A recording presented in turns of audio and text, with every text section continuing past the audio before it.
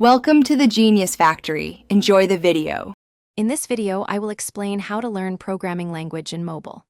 First, select a programming language that is easy for beginners, such as Python or JavaScript, as they have clear syntax.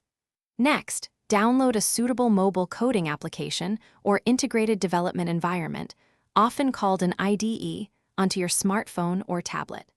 These apps provide a convenient environment to write and run code directly on your device. Begin your journey by exploring interactive tutorials and completing small, guided coding exercises within the app.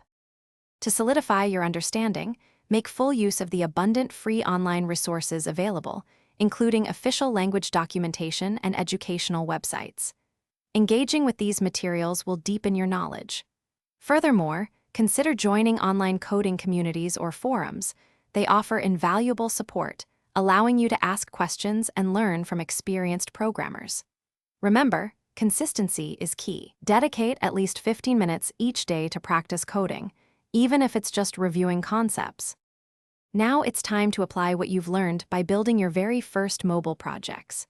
Start small, perhaps by creating a basic calculator or a simple to-do list application directly on your phone.